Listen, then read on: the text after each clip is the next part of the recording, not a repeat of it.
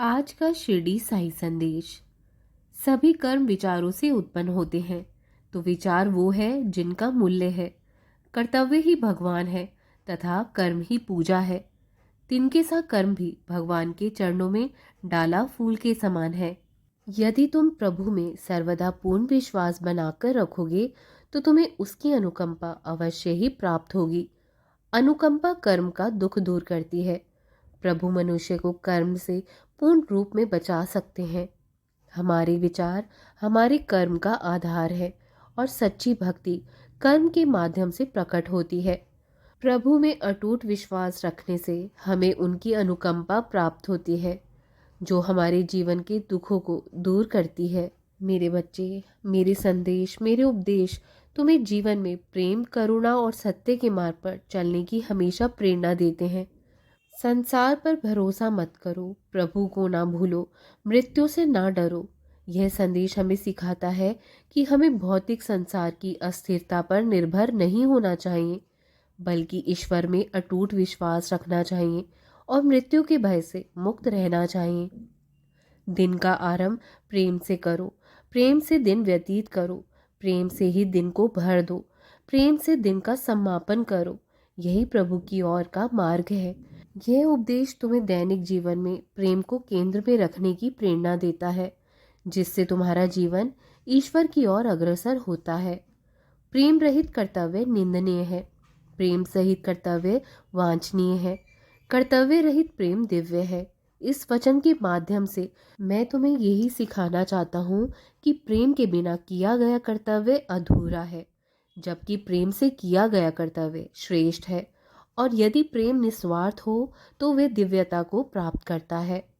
तुम मेरी ओर एक पग लो, मैं तुम्हारी ओर 100 पग लूंगा। तुम मेरी ओर एक कदम चलकर तो देखो, मैं तुम्हारी ओर 100 कदम भरूंगा।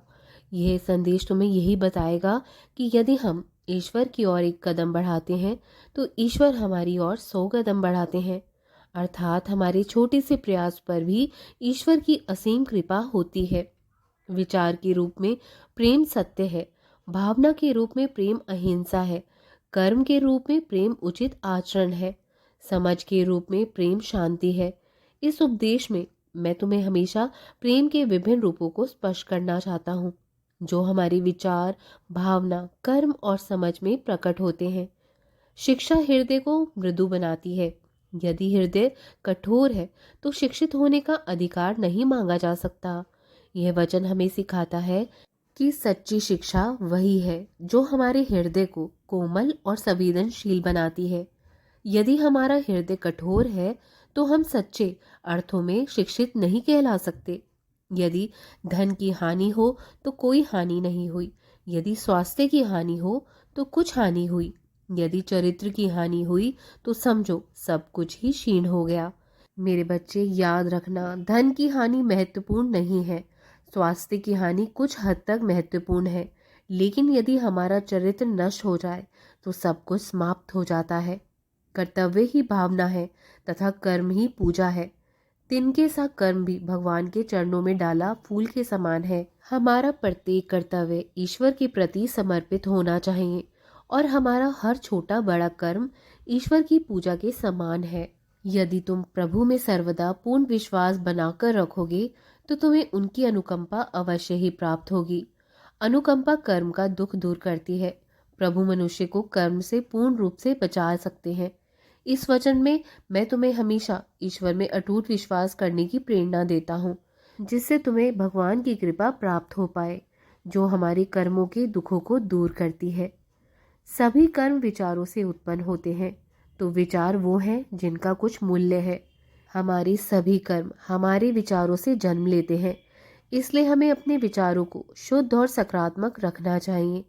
हमेशा याद रखना मेरे बच्चों, प्रेम, कर्तव्य, चरित्र और ईश्वर में विश्वास हमारे जीवन के मूलभूत स्तंभ हैं, जो हमें सच्ची शांति और आनंद की ओर ले जाते हैं।